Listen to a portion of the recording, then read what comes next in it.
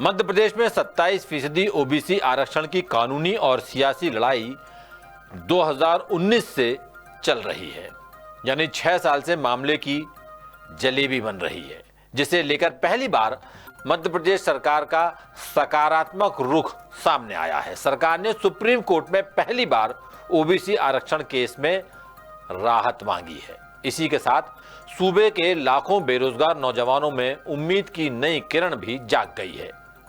मामले में काफी कुछ है जो आप देख, सुन और जान चुके हैं, लेकिन द सूत्र पहली बार आपको कुछ ऐसा बता रहा है जो आज तक किसी मीडिया ने नहीं बताया है।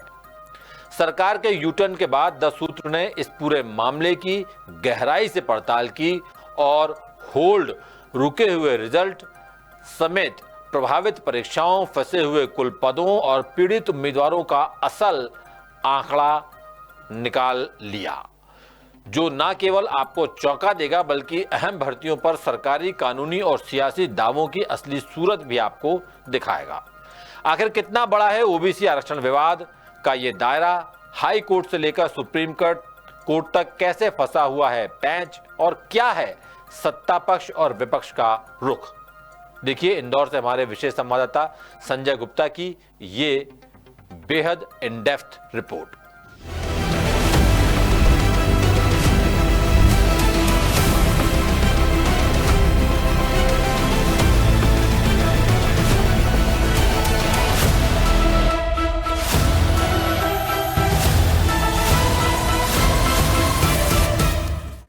क्या मध्य प्रदेश में साल 2019 से फंसा 27% ओबीसी आरक्षण का पेंच अब खुलेगा? क्या 6 साल से होल्ड रखे गए पद अब अनहोल्ड होंगे? क्या 87-13% फॉर्मूले की जंजीर अब टूटेगी? और क्या अब प्रदेश में सभी सरकारी भर्तियां 100% पदों पर हो पाएंगी? इस रिपोर्ट में हम आपको इन तमाम सवालों के तथ्यपरक जवाब देने वाले हैं, इसलिए वीडियो बिल्कुल मिस मत कीजिए, आखिर तक जरूर देखिए, क्योंकि इससे पहले आपने ओबीसी आरक्षण केस और 13% होल्ड पदों पर ऐसी रिपोर्ट नहीं देखी होगी। लेकिन सबसे पहले आपको मामले की प्रस्तावना बताते हैं। मध्य प्रदेश में 2019 में ओबीसी वर्ग को 27% आरक्षण देने का एक्ट विधानसभा से पास हुआ और तब से ही ये मामला गंभीर कानूनी विवादों में उलझा हुआ है। कानूनी केस और मई 2022 में हाई कोर्ट की रोक के बाद सरकार ने होल्ड पदों पर भर्ती के लिए सितंबर 2022 में अफलातूनी 87-13% फॉर्मूला लागू कर दिया, जिस वजह से 2019 से लेकर अब तक की सभी भर्तियों के 13% होल्ड पर हैं, जिनमें एमपीपीएससी और एमपीईएसबी समेत तमाम परीक्षाएं शामिल हैं। और अब तक भर्तियों पर रोक की पैरवी करती आई मध्य प्रदेश सरकार ने पहली बार सुप्रीम कोर्ट से राहत की मांग की है। 22 जुलाई की सुनवाई के दौरान सॉलिसिटर जनरल तुषार मेहता ने कहा कि मध्य प्रदेश को भी छत्तीसगढ़ की तरह राहत दी जाए, यानी ऑन गोइंग भर्तियों में 27% ओबीसी आरक्षण लागू करने की छूट मिले।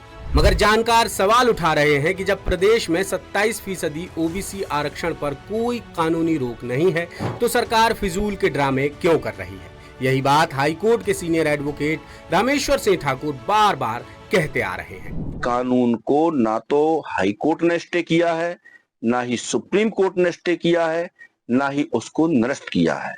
तो यहाँ सुप्रीम कोर्ट ने कहा कि तो फिर दिक्कत क्या है। तो वही फिर ये बात आती है कि एडवोकेट जनरल साहब के अभिमत के आधार पर 13% होल्ड कर दिया गया है, वो मेन ग्रीवेंस है। सरकार द्वारा कहा जा रहा है कि इसके जो अंतरिम आदेश मध्य प्रदेश हाईकोर्ट द्वारा 4/5/2022 को पारित किया गया है, उसके कारण ओबीसी का 27% आरक्षण लागू नहीं किया जा रहा और इसको नेक्स्ट वीक सुनवाई के लिए नियत किया है और इसमें जो स्टे वैकेटिंग एप्लीकेशन दाखिल की है उसमें भी अगले हफ्ते सुनवाई होगी।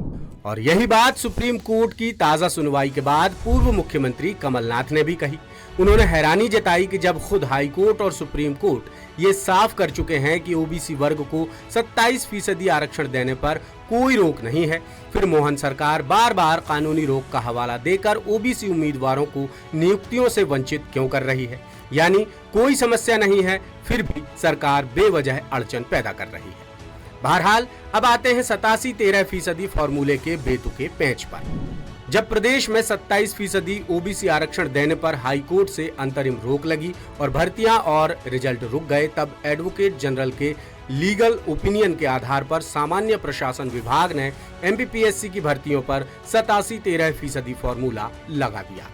यानी ये तय हुआ कि कुल 100 पदों में से 87 पदों को मूल रिजल्ट में रखकर रिजल्ट जारी किए जाएंगे और इन्हीं में से फाइनल सिलेक्शन होगा। कुल मिलाकर 27% ओबीसी आरक्षण में से 13% आरक्षण रोककर सिर्फ 14% आरक्षण देकर भर्तियां करने का फॉर्मूला लागू किया गया। ये भी तय हुआ कि 13% होल्ड पदों पर सिलेक्शन पॉलिसी के मुताबिक ओबीसी और अनारक्षित उम्मीदवारों को मेरिट के आधार पर चुना जाएगा और ये फॉर्मूला तब तक लागू रहेगा जब तक ओबीसी आरक्षण को लेकर जारी कानूनी लड़ाई खत्म नहीं हो जाती। बस तभी से मामले में तगड़ा कानूनी पेंच फंसा हुआ है, जिस पर अब जाकर कुछ अच्छा होता नजर आ रहा है। गहन पड़ताल की कड़ी में हमारे हाथ ओबीसी वेलफेयर सोसाइटी की एक महत्वपूर्ण लिस्ट लगी है, जिसमें ओबीसी आरक्षण केस की वजह से प्रभावित एमपीपीएससी और एमपीईएसबी समेत बाकी भर्ती परीक्षाओं, कुल होल्ड पदों और कुल पीड़ित उम्मीदवारों की पूरी जानकारी है। सबसे पहले आपको एमपीपीएससी की होल्ड भर्तियों के बारे में बताते हैं। राज्य सेवा परीक्षा 2019 के 87 पद 13% होल्ड कैटेगरी में है, जबकि पीड़ित उम्मीदवारों की संख्या है 250। राज्य सेवा परीक्षा 2020 में 39 पद होल्ड हैं, 120 उम्मीदवार पीड़ित हैं। राज्य वन सेवा परीक्षा 2020 के 15 पद होल्ड हैं, 45 उम्मीदवार पीड़ित हैं। राज्य सेवा परीक्षा 2021 के 44 पद रुके हुए हैं और 120 उम्मीदवार प्रभावित हैं। राज्य वन सेवा परीक्षा 2021 के 13 पद होल्ड पर हैं और 40 उम्मीदवार प्रभावित हैं। राज्य सेवा परीक्षा 2022 के 52 पद होल्ड पर हैं और 150 उम्मीदवार प्रभावित हैं। राज्य वन सेवा परीक्षा 2022 के 2 पद होल्ड पर हैं और 10 उम्मीदवार प्रभावित हैं। राज्य सेवा परीक्षा 2023 के 25 पद होल्ड पर हैं और 75 उम्मीदवार प्रभावित हैं। राज्य सेवा परीक्षा 2024 के 13 पद होल्ड पर हैं और 40 उम्मीदवार प्रभावित हैं। राज्य सेवा परीक्षा 2025 के 17 पद होल्ड पर हैं और 50 उम्मीदवार प्रभावित हैं। राज्य वन सेवा परीक्षा 2024 का 1 पद होल्ड पर है और 5 उम्मीदवार प्रभावित हैं। असिस्टेंट प्रोफेसर भर्ती 2022 के 120 पद होल्ड पर हैं और 400 उम्मीदवार प्रभावित हैं। असिस्टेंट रजिस्ट्रार भर्ती 2022 का 1 पद होल्ड पर है और 5 उम्मीदवार प्रभावित हैं। असिस्टेंट इंजीनियर भर्ती 2021 के 58 पद होल्ड पर हैं, 180 उम्मीदवार प्रभावित हैं। मेडिकल ऑफिसर भर्ती के 90 पद होल्ड पर हैं, 270 उम्मीदवार प्रभावित हैं। टैक्सेशन असिस्टेंट भर्ती के 13 पद होल्ड पर हैं, 40 उम्मीदवार प्रभावित हैं। असिस्टेंट इंजीनियर भर्ती 2020 के 8 पद होल्ड पर हैं, 25 उम्मीदवार प्रभावित हैं। आईटीआई प्रिंसिपल 2023 के 29 पद होल्ड पर हैं, 90 उम्मीदवार प्रभावित हैं। असिस्टेंट प्रोफेसर भर्ती 2024 के 250 पद होल्ड पर हैं, 750 उम्मीदवार प्रभावित हैं। फूड सेफ्टी ऑफिसर 2025 के 3 पद होल्ड पर हैं और 10 उम्मीदवार प्रभावित हैं। वहीं एडीपीओ भर्ती के 33 पद होल्ड पर हैं और 120 उम्मीदवार प्रभावित हैं। इस तरह एमपीपीएससी की कुल प्रभावित परीक्षाओं की संख्या है 21, कुल होल्ड पद है 913 और कुल प्रभावित अभ्यर्थियों की संख्या है 2795। अब देखते हैं मध्य प्रदेश कर्मचारी चयन मंडल यानी एमपीईएसबी की होल्ड परीक्षाओं के हाल। पुलिस आरक्षक भर्ती 2023 के 965 पद होल्ड पर हैं और 7500 उम्मीदवार प्रभावित हैं। एएनएम स्टाफ नर्स भर्ती 2023 के 600 पद होल्ड पर हैं, 900 उम्मीदवार प्रभावित हैं।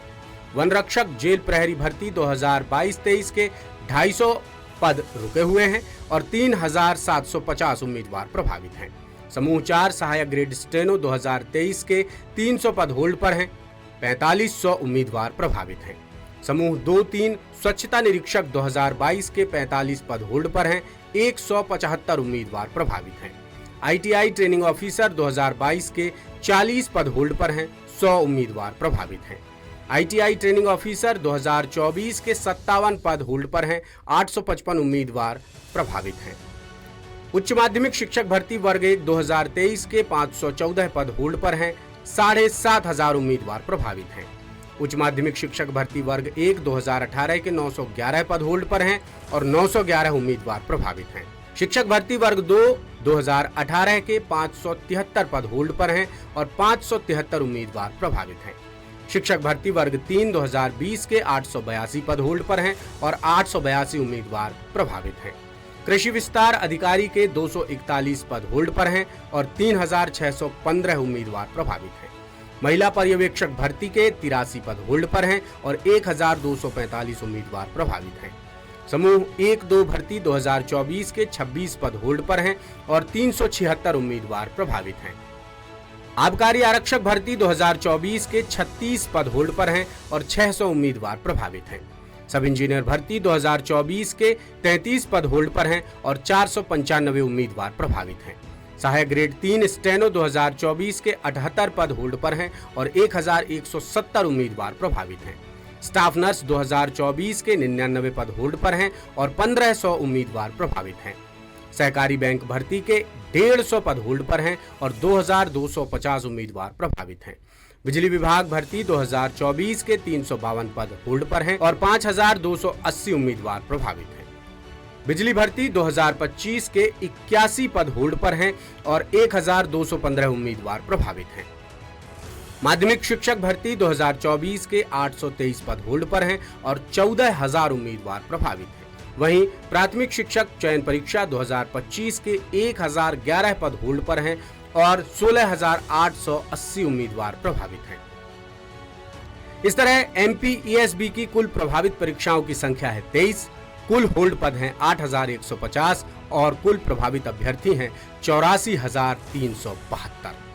यानी एमपीपीएससी, एमपीईएसबी और बाकी परीक्षाएं मिलाकर कुल प्रभावित परीक्षाओं की संख्या है 44, कुल होल्ड पद हैं 9063 और कुल प्रभावित ओबीसी अभ्यर्थियों की संख्या है 87,167 और इनमें इतने ही अनारक्षित उम्मीदवार भी जोड़ लें तो आंकड़ा 1,75,000 पार हो जाएगा। इनमें दूसरी परीक्षाएं भी शामिल हैं जिनकी संख्या जोड़ने पर 13% होल्ड पद 10,000 से ज्यादा और प्रभावित उम्मीदवारों की संख्या 1 लाख से ज्यादा होगी, जैसा हमने अभी आपको बताया। एमपीपीएससी की राज्य सेवा परीक्षाओं में हर साल 1 लाख से 3 लाख तक आवेदन आते हैं। ईएसबी की परीक्षाओं जैसे पुलिस भर्ती और पटवारी भर्ती में 7 लाख से ज्यादा आवेदन आए हैं और कुछ विशेष योग्यता वाली परीक्षाओं जैसे आईटीओ, एडीपीओ में 1 से 1.5 लाख तक आवेदन होते हैं। इसलिए हर परीक्षा में ओबीसी, दलित और आदिवासी प्रभावित उम्मीदवार 90% से ज्यादा होते हैं, क्योंकि 87-13% फॉर्मूले की वजह से माइग्रेशन नहीं होता और 13% पदों पर मेरिट नियमों का उल्लंघन होता है। यानी सरकार का एक बेतुका फॉर्मूला करीब आधा सैकड़ा अहम भर्ती परीक्षाओं, 10,000 से ज्यादा पदों और 1,75,000 से ज्यादा उम्मीदवारों पर कुंडली मारे बैठा हुआ है। ये वो परीक्षाएं हैं, वो एग्जाम्स हैं जिनके रिजल्ट आ चुके हैं और 87% मूल कैटेगरी में उम्मीदवारों का सिलेक्शन भी हो चुका है। अब आपको कुछ आगामी भर्तियों के बारे में भी बताते हैं जिन पर भी होल्ड का संकट मंडरा रहा है, जैसे एमपीपीएससी की राज्य सेवा परीक्षा, असिस्टेंट प्रोफेसर भर्ती और ईएसबी की 13,000 से ज़्यादा पदों की प्राथमिक शिक्षक भर्ती, 500 पदों की सब इंस्पेक्टर भर्ती और 7500 पदों की सिपाही भर्ती। इनमें भी 13% पद होल्ड होने का खतरा मंडरा रहा है। देखिए हमारी खास रिपोर्ट का ये अगला हिस्सा। पहले बात करते हैं एमपीपीएससी की भर्ती परीक्षाओं की, जिनमें 87-13% फॉर्मूले का पेंच खुलने के बाद ही राहत मिल सकेगी, क्योंकि अभी आयोग सिर्फ 87% कोटे में सिलेक्ट होने वाले उम्मीदवारों के ही अंक बता रहा है। मेरिट में पीछे रहे और चयनित नहीं होने वालों के अंक नहीं बताए जा रहे हैं, ना ही मुख्य परीक्षा की कॉपियां दिखाई जा रही हैं। ऐसे में ये मामला तभी सुलझेगा जब 87% समेत 13% कोटे के उम्मीदवारों के अंक भी पता चलेंगे और मुख्य परीक्षा की कॉपियां दिखाई जाएंगी। ये मांग लंबे समय से की जा रही है, लेकिन अब तक कुछ नहीं हुआ।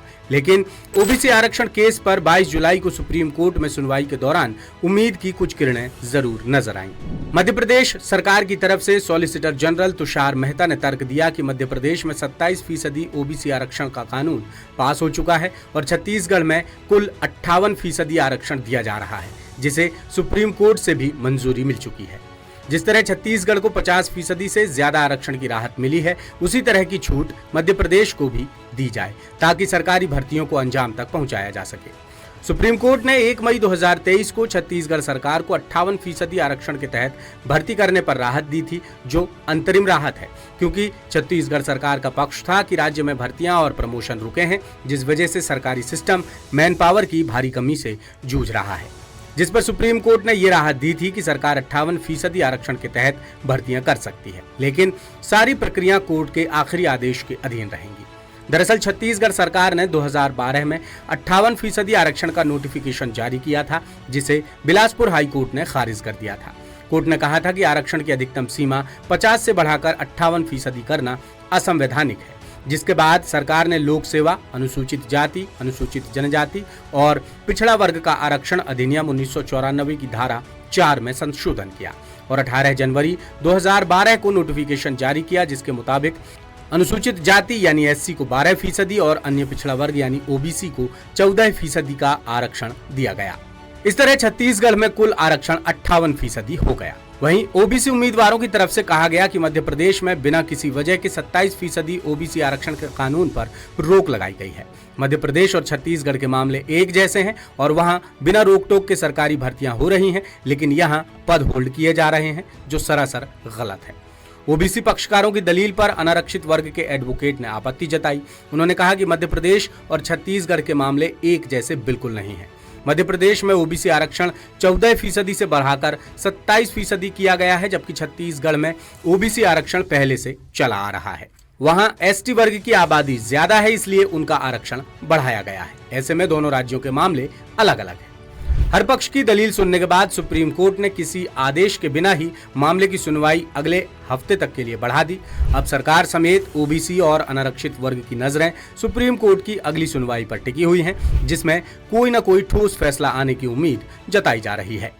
लेटेस्ट, इन्वेस्टिगेटिव और इन डेप्थ खबरें देखने के लिए ज्वाइन कीजिए द सूत्र का व्हाट्सएप चैनल, सब्सक्राइब कीजिए यूट्यूब चैनल, लाइक कीजिए फेसबुक पेज और पढ़ते रहिए वेबसाइट www.dasudr.com।